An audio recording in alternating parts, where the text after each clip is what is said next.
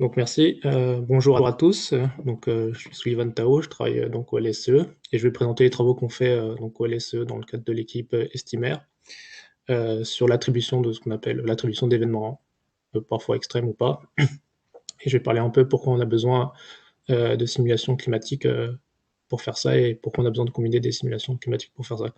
Donc en fait, comme on l'a mentionné plus tôt, en fait, moi je vais plutôt te parler euh, de cette notion d'aléa, de l'estimation de l'aléa. Je vais parler des travaux qu'on a fait avec en particulier Philippe Naveau, Aurélien Rib et Julien Caccio, qui pour les deux derniers sont au CNRM. Donc ma présentation va se découper en deux parties. La première partie, c'est je vais présenter rapidement ce qu'est l'attribution d'événements, et après on va parler de pourquoi on a besoin de plusieurs modèles climatiques et pourquoi on a besoin de les combiner. Donc cette, cette présentation elle est basée fortement sur deux papiers, qui sont un papier d'Aurélien Rib et de Philippe Naveau. Donc l'attribution d'événements extrêmes, c'est une sorte de sous-champ de ce qu'on appelle la détection et attribution du changement climatique. Qu'est-ce que c'est la détection? C'est de montrer qu'il y a un changement au niveau du climat et que ce changement ne peut pas être expliqué uniquement par la variabilité interne du climat. Donc ce qu'on appelle la variabilité interne, c'est le fait que même quand le climat est à équilibre, en fait, il y a des variations dans le climat qui sont liées à des échanges d'énergie à l'intérieur du système. Et puis l'attribution, c'est de trouver les causes du changement qu'on a observé et essayer d'assigner un certain degré de confiance sur les facteurs causaux qu'on a trouvés. Et donc ici, dans cette définition en bleu, en fait, j'ai souligné pas mal de termes qui font référence à de la statistique. Et pourquoi, en fait, la statistique est assez présente dans la détection-attribution? C'est simplement parce qu'en fait, la définition du climat, quand on regarde la définition qui est donnée par le GIEC, c'est une définition qui est assez statistique. Donc, c'est les propriétés statistiques de la météo sur une grande période de temps. Et puis, on peut faire l'analogie que le climat, c'est comme une variable aléatoire avec une distribution de probabilité. Et que le temps, bah, c'est une réalisation de cette distribution-là. Ensuite, quand on parle d'attribution, en fait, on essaye d'établir des liens de cause à effet. Et en fait, on peut placer l'attribution du changement climatique ou l'attribution d'événements extrêmes dans le cadre, dans la théorie de la causalité proposée par exemple par Pearl, qui définit la causalité par rapport à deux notions qui sont les notions d'intervention et de contrefactuel. Donc la notion de contrefactuel, par exemple, si on prend par exemple les effets du tabac, c'est supposons que j'ai fumé toute ma vie et qu'à la fin de ma vie je développe un cancer. La question du contrefactuel, c'est de se demander si j'avais pas fumé, est-ce que j'aurais eu le cancer? Et la notion d'intervention, c'est relié à la notion d'expérience contrôlée, où là, toujours avec l'analogie du tabac, c'est si on sépare deux groupes, on prend deux groupes de personnes, on va forcer un groupe à fumer et un autre groupe à ne pas fumer, et on va comparer et voir s'il y a des différences significatives entre les deux groupes. Donc ce qu'on veut faire dans le domaine du climat, c'est à peu près la même chose. On veut comparer ce qu'on appelle un monde factuel avec un monde contrefactuel. Dans un monde factuel, on va souvent s'intéresser en fait aux effets des activités humaines sur le climat, donc au forçage anthropique. On va avoir un monde factuel, on va intégrer les forçages anthropiques, plus les forçages naturels, et on va regarder la réponse du climat par rapport à ces deux forçages, sachant que la réponse au climat par rapport à ces deux forçages, c'est pas quelque chose qui est forcément facile à visualiser parce qu'elle est un peu masquée parfois par la variabilité interne du climat qui agit un peu comme un bruit supplémentaire qu'on a sur la réponse du système climatique. Et puis on va le comparer à un monde contrefactuel. Donc ce monde contrefactuel, c'est exactement le monde comme le monde factuel, sauf qu'on va retirer les forçages anthropiques et on va voir, si on compare les deux mondes, si on voit qu'il y a une différence significative entre le monde factuel et contrefactuel, ça va nous montrer ça va faire ressortir l'effet causal des activités humaines. Et donc, en fait, si on se place dans ce cadre, dans cette définition de la causalité, en fait, c'est pas un exercice qui est si facile à faire dans le cadre du climat, parce qu'en réalité, on n'observe jamais le contrefactuel. On a choisi un chemin qu'on suit, et on peut pas revenir en arrière et tester un autre chemin à suivre. Et puis, la notion d'intervention, c'est pas quelque chose qui est facile non plus à faire à l'échelle du système climatique, puisqu'on n'a une seule Terre, un seul système Terre. Donc, on peut pas prendre deux terres et faire une expérience sur cette terre, et prendre une autre terre et faire une autre expérience avec ou sans changement, sans forçage anthropique. Et donc on ne peut pas faire des expériences où on peut répliquer vraiment, vraiment, vraiment ces expériences-là, quoi. Et donc c'est pour ça que dans le domaine des sciences du climat, on se repose beaucoup sur des modèles numériques de climat. Et donc à partir de ces modèles numériques de climat, on va pouvoir faire des expériences contrôlées, où on va pouvoir tester l'effet des forçages anthropiques sur le climat. Donc on a des modèles climatiques, et donc si on veut faire de l'attribution d'événements, il faut pouvoir définir notre événement. Donc on en a un peu parlé avant, en fait, il y a beaucoup maintenant de gens qui s'intéressent à des événements multivariés, et en fait c'est quelque chose qui est assez nouveau aussi dans la communauté des sciences du climat. Et donc ici on va se focaliser sur des événements uniquement univariés. Et donc pour définir notre événement, il faut déterminer les thématiques qui nous intéressent. Est-ce que c'est de la température, de la précipitation? Ensuite, il faut définir quelle est l'échelle spatio-temporelle à laquelle on veut travailler. Est-ce qu'on va agréger des données à l'échelle de la journée, du mois ou de l'année? Est-ce qu'on va travailler sur l'Europe ou le monde en entier? Et ensuite, on peut définir un certain degré de conditionnement, c'est-à-dire est-ce qu'on va travailler que sur les températures durant les mois d'été? Est-ce qu'on va travailler que pour une certaine circulation atmosphérique fixée ou pas? Et enfin, il faut définir la statistique de test qui nous intéresse, enfin la statistique qui nous intéresse. Et en général, quand on parle d'attribution d'événements extrêmes, on va définir des événements de type dépassement de seuil. Et ce qui nous intéresse dans ce cas-là, c'est quelle est la probabilité de dépasser ce seuil dans le monde factuel et contrefactuel. Et plus on fait tendre ce seuil vers des intensités hautes, pardon, plus on va essayer de modéliser des événements qui sont extrêmes. Donc, il faut après estimer ces probabilités de chacun de ces événements. Et donc, pour faire ça, on va utiliser des modèles de climat. On va faire tourner des simulations dans le monde factuel avec des forçages anthropiques, et dans le monde contrefactuel avec sans forçage anthropique, pardon. Et puis après, il reste à comparer ces probabilités d'avoir cet événement dans le monde factuel qu'on appelle souvent P1, et d'avoir le même événement dans le monde contrefactuel qu'on appelle P0. Donc la façon la plus simple de faire, c'est si on a assez de simulations, c'est juste de compter le nombre d'événements P1 et P0 qu'on a dans les deux types de simulations. Et après, parfois ça peut demander un très très grand nombre de simulations si on a des événements très rares. Et donc on peut s'aider à ce moment-là de la statistique pour calculer ces probabilités P0 et P1. Et par contre, ça demande un peu de modélisation statistique et de faire quelques hypothèses, notamment sur la distribution de la variable qu'on considère. Donc en fait, le choix de la distribution, de la modélisation, en fait, c'est pas quelque chose qui est forcément facile, puisque ça peut dépendre grandement du type de variable qu'on considère, ça peut dépendre de l'échelle spatiale et temporelle qu'on considère aussi. Par contre, on se repose quand même beaucoup sur des théorèmes de convergence asymptotique de ces distributions dans certains cas. Donc par exemple, on sait que si on travaille avec des variables IID et qu'on fait la moyenne de ces variables, on fait des sommes de ces variables, on sait que via le théorème central limite, on va avoir une variable aléatoire qui va converger vers une distribution gaussienne.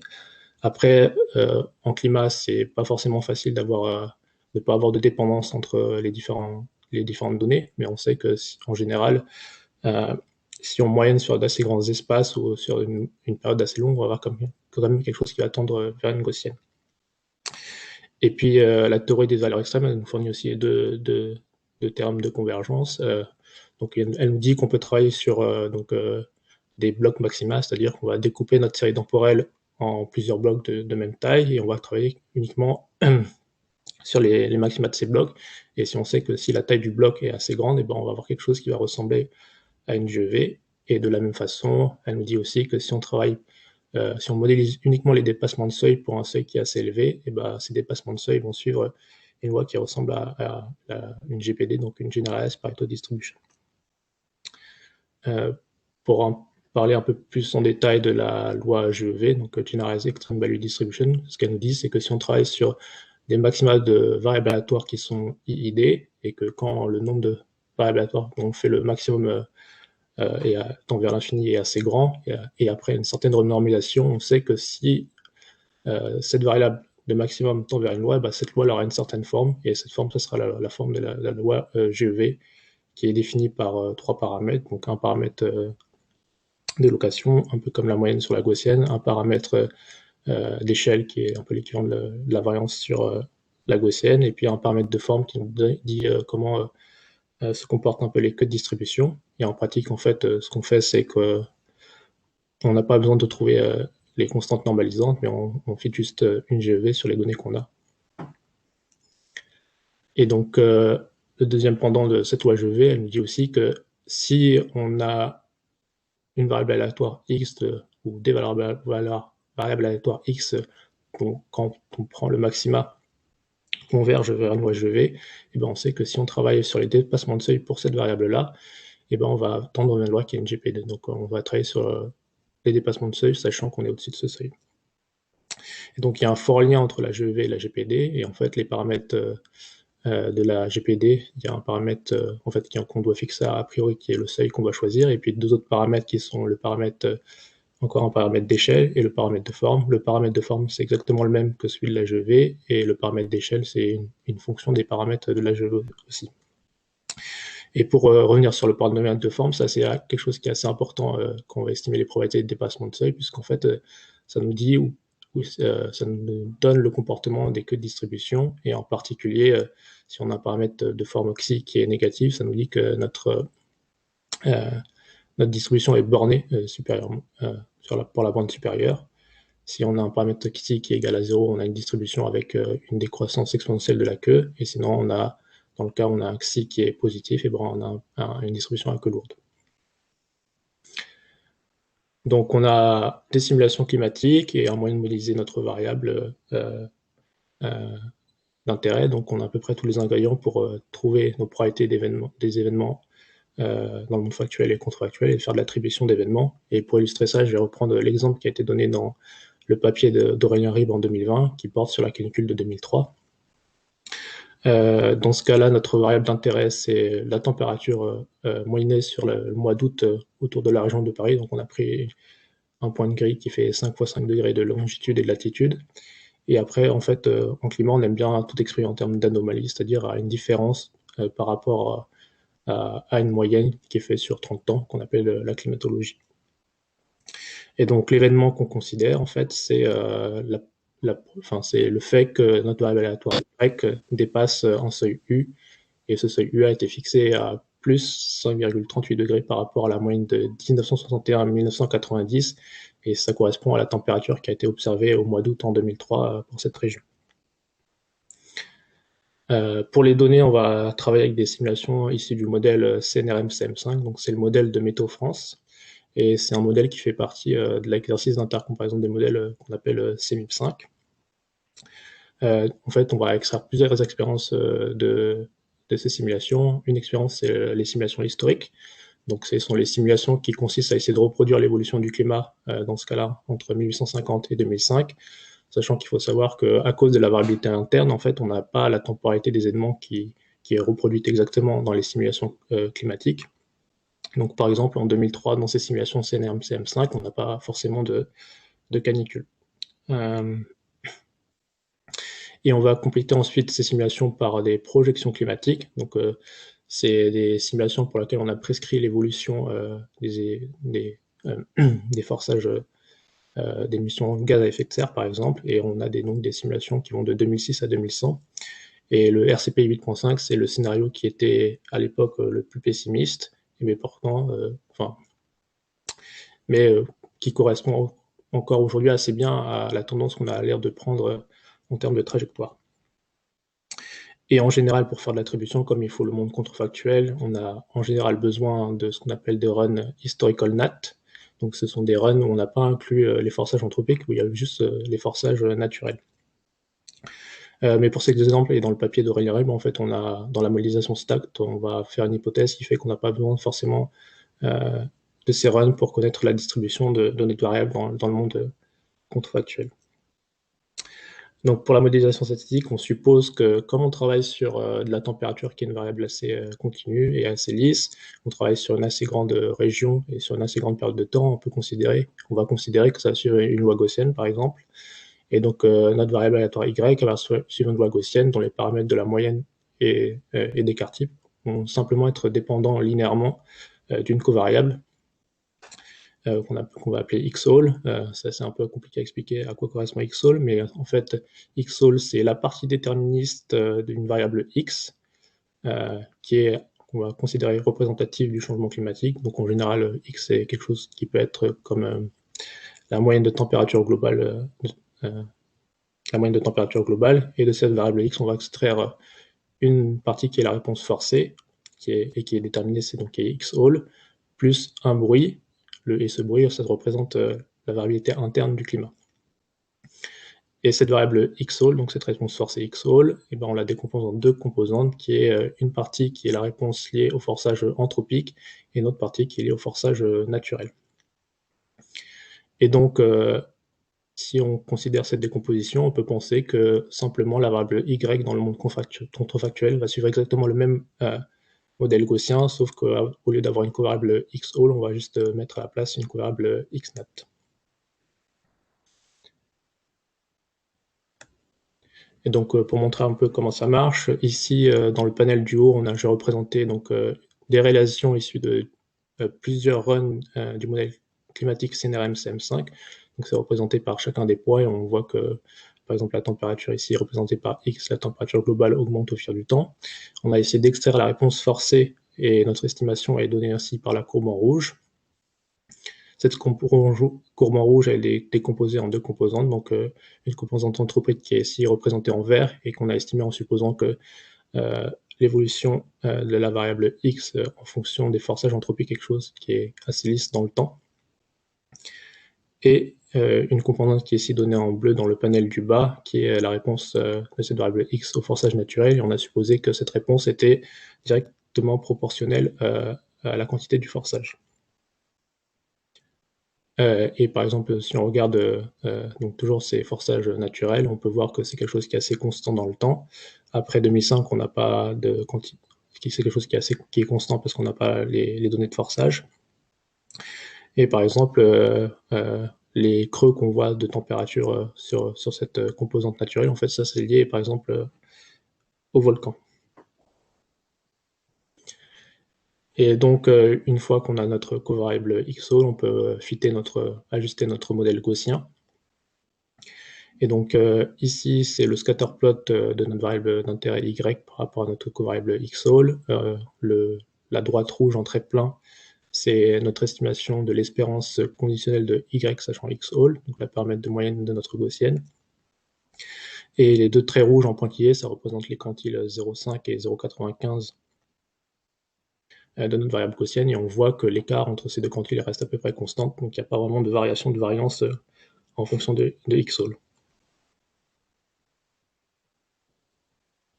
Et donc, une fois qu'on a nos deux variables gaussiennes pour le monde factuel et contrefactuel, on peut calculer la probabilité qu'on dépasse le seuil qui était fixé à 5,38 degrés en anomalie par rapport à la période 1961-1990. Et donc, ce qu'on peut voir, c'est qu'au début des années 1850, notre estimation du risque de dépasser ce seuil était aux alentours de 10 puissance moins 5. Ça reste toujours autour de 10 puissance moins 5 pour le monde contrefactuel, avec des variations qui sont liées à l'activité volcanique. Mais pour le monde factuel, on voit que dans le panel du haut, on voit que à la fin du XXe siècle, on commence à avoir une évolution. Et si on veut comparer les deux probabilités, on peut le faire via le ratio de probabilité qui est donné dans le panel du bas. Donc c'est le ratio de P1 sur P0, donc le factuel sur le contrefactuel. Et on voit que de 1850 à 1950, on a un ratio de probabilité qui est autour de 1. Donc on a des probabilités qui sont à peu près équivalentes dans le monde factuel et contrefactuel. Et puis on avance dans le temps, plus cette probabilité augmente. En 2003, on estime que l'activité humaine a augmenté ce risque d'un facteur 10 à peu près. Et si on regarde ce qui est projeté pour la fin du siècle selon le scénario RCP 8.5, ce risque a été multiplié par quelque chose qui est proche de l'ordre de x100. Donc ça, c'est ce qu'on obtient avec les simulations du modèle CNRM-CM5. Et si on fait le même exercice sur différents modèles de l'exercice CMIP, on peut voir que globalement, ici, c'est le best estimate, il est donné par le trait vertical en noir, et le rectangle rouge, ça donne les intervalles de confiance à 90%. Et donc on peut voir que le best estimate, il peut être assez différent d'un modèle à l'autre. Tous les modèles sont d'accord pour dire qu'il y a une augmentation du risque, mais d'un point de vue quantitatif, on n'est pas forcément sur le même ordre de grandeur. Certains modèles disent qu'en 2003, le risque avait été multiplié par un facteur 2 ou 3, alors que certains modèles disent que ce risque a été multiplié par un facteur 10 ou même proche de 100 déjà. Alors pourquoi on a autant de différences entre les modèles climatiques? Donc déjà, il y a une sorte il peut y avoir un effet de la variabilité interne sur l'estimation qu'on fait, puisqu'en fait, la variabilité interne, ça agit un peu comme un bruit sur le signal climatique, et ce bruit peut avoir une variabilité, il peut avoir un effet mémoire avec de la mémoire long terme, et donc ça peut rendre plus difficile le fait d'estimer des choses comme les tendances, par exemple. Et ensuite, il y a l'incertitude qui est liée à la modélisation du climat et qui aussi agit sur la variabilité interne de chaque modèle. Donc, tous les modèles de climat sont basés sur les mêmes équations physiques, mais après, dans la pratique, il y a un certain degré d'approximation qui est faite, notamment sur la résolution spatiale des modèles, puisqu'il faut choisir un pas de discrétisation pour résoudre ces équations de façon numérique. Et puis tous les phénomènes qui sont en dessous de ce pas de discrétisation, ils peuvent pas être modélisés directement. Donc on a recours à ce qu'on appelle des paramétrisations. Donc c'est des relations empiriques qui lient ce qui se passe sous la maille du modèle à l'effet qu'il y a au niveau de la maille. Et donc ces paramétrisations, en fait, c'est des relations empiriques où il y a certains paramètres à trouver. Et donc, en fait, c'est pas si facile de tuner les modèles. Et donc, en fonction de la façon dont les modèles sont, l'approximation qu'on fait avec les modèles et la façon dont on tune ces modèles, en fait, on peut avoir une réponse climatique qui est différente d'un modèle à l'autre. Et puis, en fait, il y a une quantité qu'on appelle la sensibilité climatique qui tente de capturer un peu ce phénomène-là. Et donc, c'est le réchauffement qui est associé à un doublement de quantité de CO2 dans l'atmosphère. Et sur les modèles semi-simples, en fait, ce réchauffement va de 2 à 4,5 degrés quand on double la concentration de CO2 dans l'atmosphère. Donc, c'est pas forcément facile de synthétiser toute l'information qu'il y a sur tous les modèles. Si on revient un peu en arrière, on pense un peu à ce qu'on veut faire en attribution. Typiquement, si on simplifie un peu le problème, c'est simplement, d'un point de vue statistique, de comparer deux distributions. Donc, on a une distribution pour le monde contrefactuel pour lequel on voudra avoir des échantillons d'une variable x, et puis la distribution des variables z pour le monde factuel. En pratique, c'est pas quelque chose qui est facile à faire avec des observations, parce que tout simplement déjà, pour le monde contrefactuel, on n'a pas d'observation, et en fait, c'est pas non plus facile d'avoir des observations dans le monde factuel, parce que pour faire du climat, souvent il nous faut des jeux de données qui sont assez longs. Parfois, certaines locations, ils ont mal été mesurés, mal été échantillonnés, et il faut s'assurer que, même si on a des données sur des longues périodes, il faut s'assurer que la qualité des données reste toujours la même et qu'elle soit homogène. Sinon, on a des modèles de climat, mais par contre, ces modèles de climat, ils sont pas parfaits, ils ont des biais. Donc, ce que nous donne un modèle de climat pour le monde contrefactuel, c'est pas des échantillons de la variable x, mais des échantillons d'une variable xm qui est plus ou moins proche de x avec sa propre distribution. Et de la même façon, pour le monde factuel, on n'a pas des échantillons de la variable z, on a des échantillons d'une variable zm qui est plus ou moins proche de la variable z en distribution. Par contre, on sait que si on connaît les fonctions de distribution, les fonctions de répartition de ces différentes variables x, xm, z et zm, en fait, on peut trouver une relation, on peut trouver une transformation qui transforme une variable xm en une variable x, et pareil, pour une variable zm, on peut la transformer en une variable z. C'est ce qu'on appelle dans la communauté de correction de biais, c'est la correction quantile-quantile, donc typiquement c'est assez simple. Si on travaille avec des variables continues et qu'on connaît leur CDF, et ben, on peut retransformer une variable x en appliquant sa CDF en une variable uniforme, et puis à partir d'une variable uniforme, on peut la retransformer en une variable qui a la même distribution que x en appliquant la CDF de la variable x, enfin la CDF inverse de la variable x. Et donc, par contre, en pratique, on ne connaît pas tous ces CDF, et la CDF des observations dans le monde contrefactuel, on ne les connaît pas. Et puis même si on les connaissait, il faudrait faire des estimations, et puis ça pourrait aussi générer des erreurs dans la suite du processus. Donc on peut faire une hypothèse pour pallier au fait qu'on ne connaisse pas la CDF de la variable x dans le monde contrefactuel, c'est de dire finalement les corrections qu'on devrait faire dans le monde factuel et contrefactuel, ça doit être la même correction. Et si on fait ce genre d'hypothèse, ça peut nous aider à faire de l'attribution d'événements à condition qu'on change un peu notre point de vue et qu'on travaille sur un différent type d'événements, enfin, si on redéfinit un peu l'événement qu'on considère, et plutôt au lieu de travailler sur des seuils fixes, on va essayer de travailler sur des seuils un peu relatifs par modèle. Donc, typiquement, comme je le disais au début, on travaille souvent avec des éléments qui sont de type dépassement de seuil, donc de type qui a la probabilité que X dépasse U, et ça nous donne la probabilité P0 dans le monde contractuel, et qui a la probabilité que Z dépasse U, ça nous donne la probabilité dans le monde factuel. L'idée qui a été donnée par Philippe Navo dans son article, c'est juste de remplacer ce seuil U par une variable aléatoire qui est le maximum de x1 à xr moins 1, où x1 à xr moins 1 sont des variables aléatoires qui ont la même loi que x. Donc on a juste remplacé un seuil U par une variable aléatoire qui est comparable à x. Et donc pour le monde factuel, la quantité P1, on va comparer Z à ce maximum de x1 à xr moins 1. Et donc si on prend le cas le plus simple, on fait une comparaison avec une variable, donc pour R égale 2, en fait, on a P0 qui devient P de x supérieur à x1, avec x1 et x qui ont la même loi, donc par définition c'est égal à 1,5, et on a P1 qui est la probabilité que Z est supérieur à X. Donc déjà, on n'a plus besoin de calculer P0, et il nous reste juste à calculer P1. Et on peut montrer qu'avec cette définition d'événement, en fait, le fait de calculer P1 pour un modèle M, en fait, c'est exactement la même chose que de calculer P1 sur les observations, sur les vraies données réelles. Et donc, il n'y a pas besoin de faire de correction de biais, et on n'introduit pas d'erreur qui est liée à la correction de biais de cette façon-là. Et donc, comment on peut calculer ces P1 pour un modèle M? Eh ben, on va faire l'hypothèse dans notre cas que dans le monde contrefactuel, nos données sont assez stationnaires, donc xt suit une loi G. Et par contre, on sait que dans le monde factuel, il y a l'effet du changement climatique, donc on va introduire ce changement via le fait que les ZT peuvent changer de distribution au cours du temps. Et donc P1 de T pour le modèle M, c'est juste la probabilité que ZTM soit supérieur à XT ou XTM.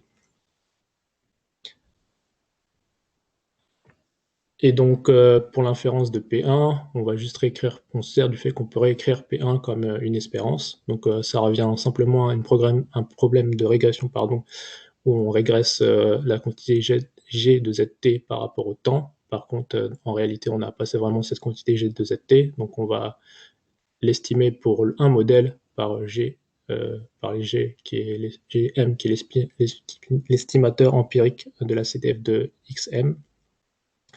Et puis, comme c'est un problème de régression, dans ce cas, on a choisi d'utiliser l'estimateur de Nadaria-Watson, qui est un estimateur pour faire du lissage par noyau.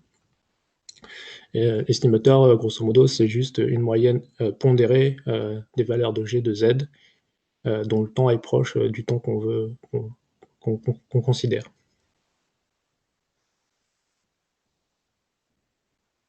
Donc pour cet estimateur, on peut trouver la variance asymptotique, si on veut, avec certaines hypothèses, en se servant de résultats précédents.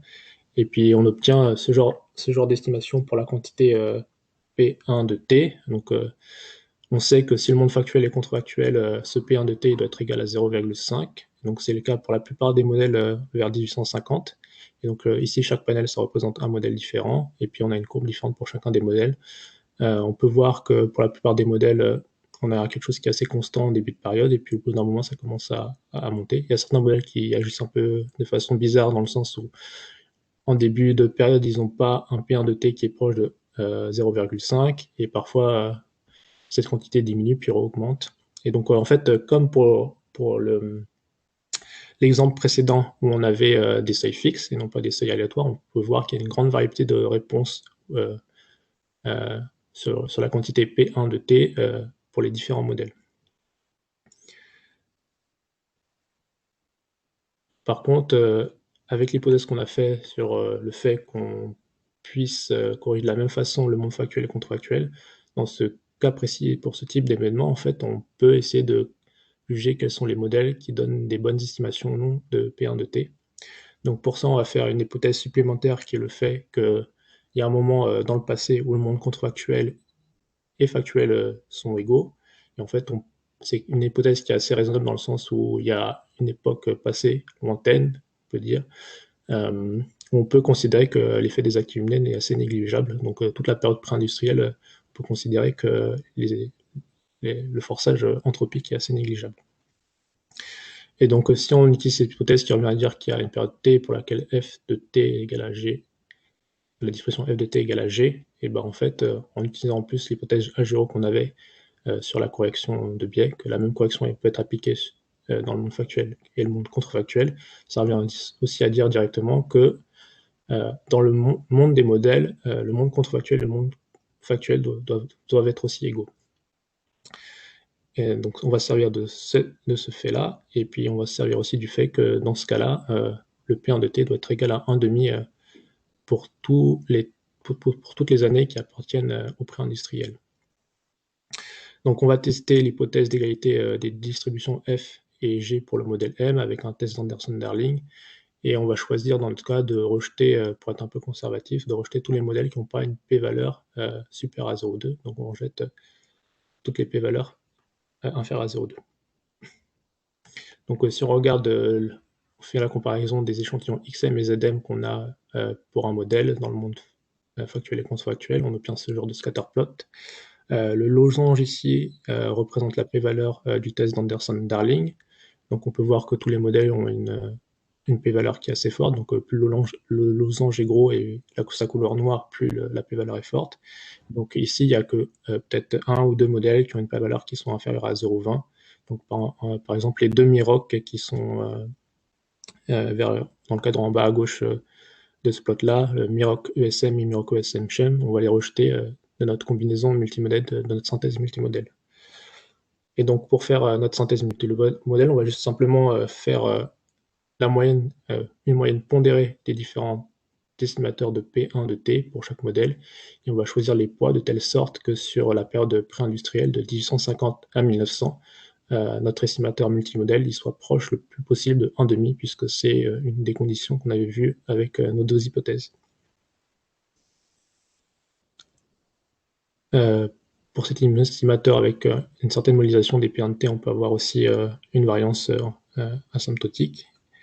Et puis ici, c'est le résultat qu'on obtient finalement avec notre combinaison multimodèle qui est donnée en bleu. Donc la courbe bleue, c'est notre estimateur. Les bandes bleues, c'est les intervalles de confiance. Et en fait, en rouge, c'est le même exercice qu'on a fait, mais sur une série d'observations qui est le jeu d'observation Ad-Crut pour le point de grille qui est le plus proche de Paris. Et donc, pour faire cette estimation avec les observations, et ben, en fait, on considère aussi dans ce cas-là que les observations qui sont avant 1900, c'est les observations qui auraient pu servir dans le monde contrefactuel. Ce sont les observations du monde contrefactuel. Et donc, on peut voir que avec ces deux estimateurs différents, avec des sources de données différentes, on a des résultats qui sont assez comparables. Sur la moyenne multimodèle qu'on a, en fait, on l'a construit de telle sorte qu'entre 1850 et 1900, on ait une probabilité P1 de T qui soit proche de 0,5, et c'est le cas. Et si on compare les deux estimateurs avec des jeux qui sont faits à partir de deux jeux de données différents, on peut voir qu'il y a une certaine cohérence, et donc ça rassure sur le fait que même si dans notre moyenne multimodèle, on ne s'est pas du tout servi d'observation pour le construire, et ben en fait on a des résultats qui peuvent être cohérents avec les observations.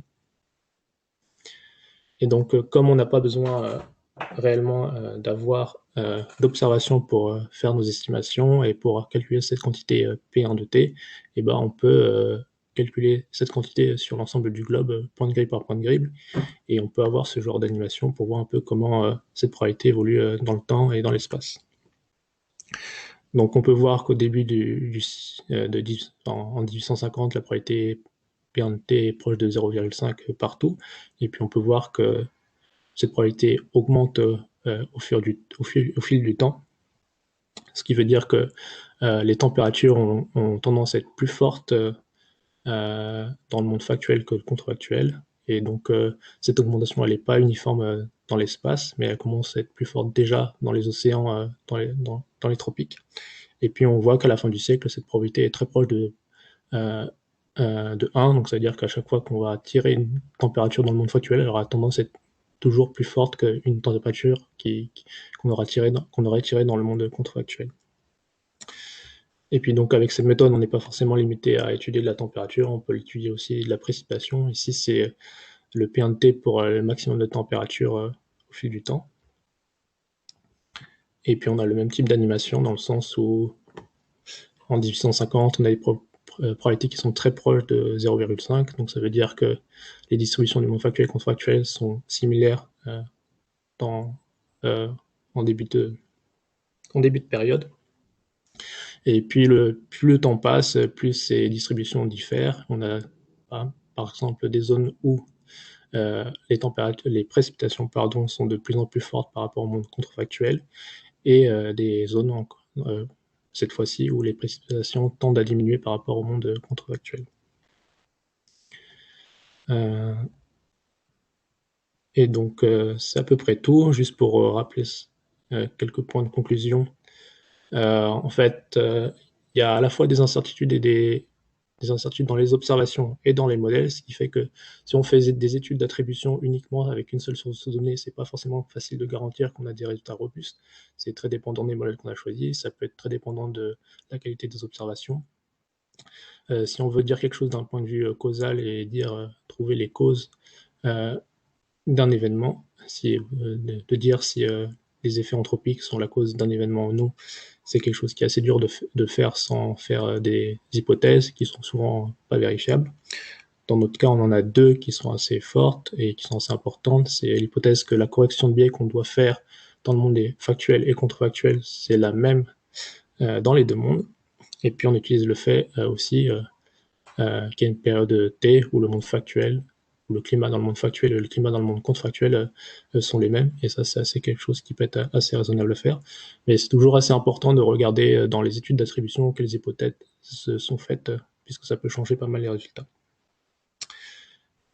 Et puis pour finir, je voulais juste dire qu'en fait, on travaille la communauté de la détection-attribution, c'est une communauté qui est assez petite, et beaucoup de gens travaillent sur seulement ce type d'événement, qui est le type d'événement de dépassement de seuil.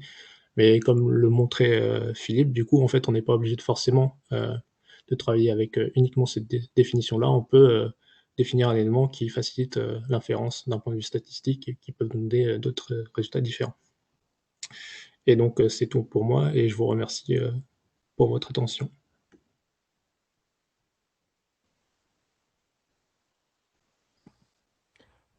Oh, merci beaucoup, Sullivan, pour cet exposé très intéressant.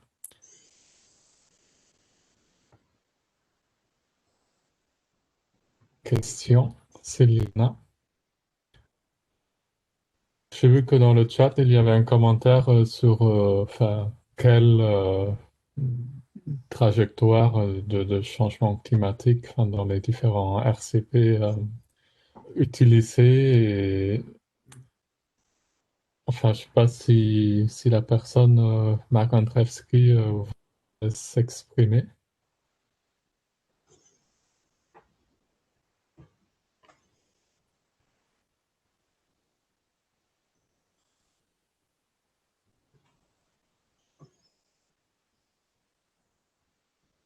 Allô, vous m'entendez? Oui, ouais. Ok. Oui, on vous Donc, entend. Ouais. juste pour les scénarios RCPC 8.5, donc il y a plusieurs publications en 2020. Là, je vous ai mis un lien en nature, par exemple. Vous en trouvez, je peux vous envoyer d'autres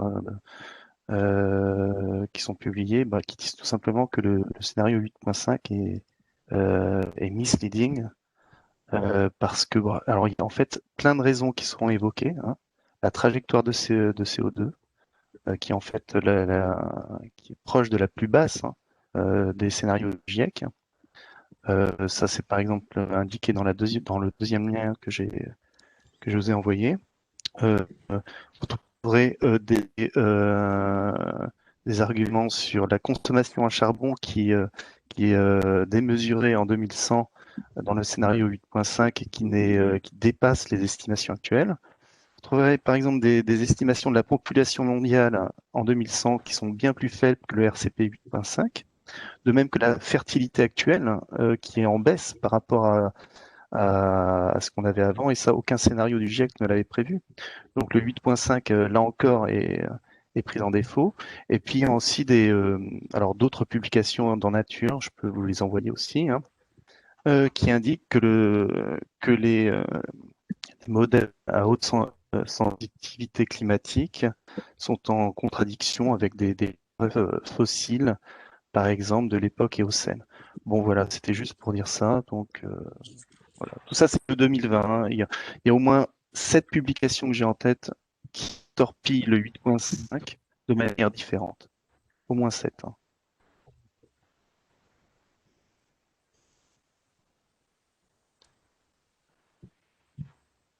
Sullivan, je pense que tu voudrais En fait, commenter. c'est vrai que, c'est vrai que après, ce sont des scénarios, donc il faut bien, enfin, il faut travailler avec un scénario donné. Et c'est vrai que pour, si on regarde la plupart les variables de température ou la précipitation, ce qui change beaucoup sur les risques, enfin, si on regarde l'incertitude qu'il y a sur les différentes projections dans le futur sur les risques, en fait, c'est vraiment le scénario qui joue principalement. Donc après, on peut, on peut définir, enfin, il y a des arguments qui disent que effectivement le scénario 8.5, c'est pas le scénario qu'on a l'air de suivre pour le moment. Après, ouais, je pense que c'est quelque chose qu'il faut regarder, il faut discuter, quoi. Mais Et peut-être là aussi pour résider l'intérêt de l'approche multimodèle que Sullivan a proposé, enfin, si j'ai bien compris. Pouvoir combiner différentes simulations, différents scénarios.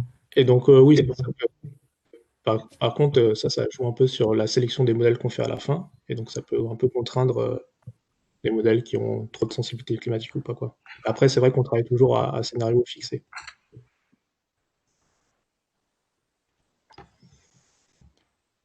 Très bien. Euh, Est-ce qu'il y a d'autres commentaires par rapport à ça?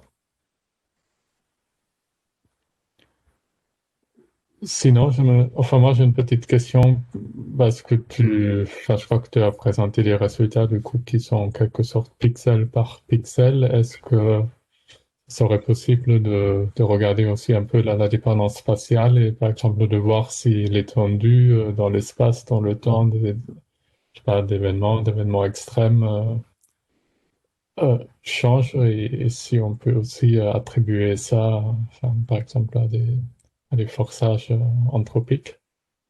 Bah en fait, c'est vrai que on a fait l'étude pixel par pixel, et c'est vrai que c'est un des points que du coup Philippe avait soulevé du coup enfin à partir de la discussion qu'on a eue mercredi dans la journée reste. Et c'est vrai que on fait la discussion pixel par pixel, et en fait, si on prenait en compte la dépendance spatiale entre tous ces événements, peut-être qu'on aurait un signal plus solide que de faire l'estimation pixel par pixel, quoi.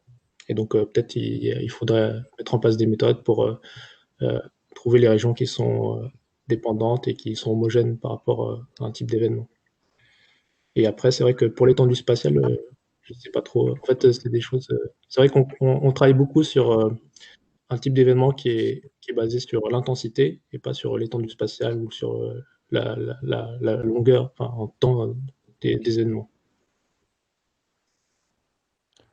Ouais. Ouais, maintenant, en théorie des valeurs extrêmes, il y a aussi des méthodes qui sont proposées. On travaille avec des fonctionnels de risque, du coup, qui agrègent les observations, par exemple, dans l'espace. Du coup, peut-être pour être possible de travailler avec ces variables structurelles, ces variables agrégées. Ouais, c'est ce que je me suis dit en suivant les présentations de mercredi. Après, il faut que je me enfin, faut du coup que moi je connais pas beaucoup du coup avec ces fonctionnels de risque, mais c'est vrai que ça peut être des outils intéressants pour à la fois combiner un peu tout ce qui est spatial.